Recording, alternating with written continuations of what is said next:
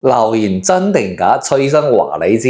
今次話題咧就講翻好多朋友仔咧就驚話中咗牙齒之後唔可以拍磁共振同埋唔好拍 CT。咁崔醫生同你講呢個係絕對你放心嘅。通常我哋直分牙體入邊嘅種植體咧係99%幾都係嗰個純胎嘅。咁胎咧，佢話唔係集金屬嘅話咧，相對嚟講個磁性就會好低。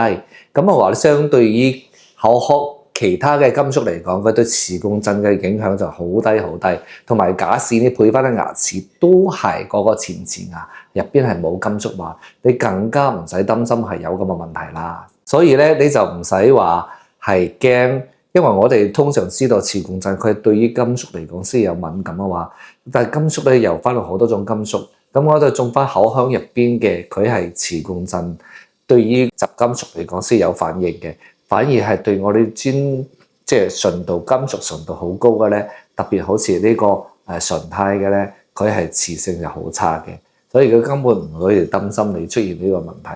咁另外一方面咧，佢牙冠咧係通以前傳統啲烤瓷牙底座，咁呢兩種嘢咧，佢就係對於金屬磁場係比較高嘅。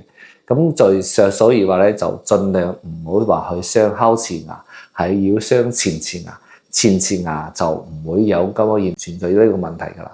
好啦，咁啊話咧，咁我講翻頭先講翻嘅，你本身嗰個提柱唔係即係個釘咧，同埋基台咧都係純胎嘅，跟住咧上邊又加埋嗰個前瓷牙，咁呢種磁場仲好低，所以佢就出現呢個問題會基本上唔存在嘅。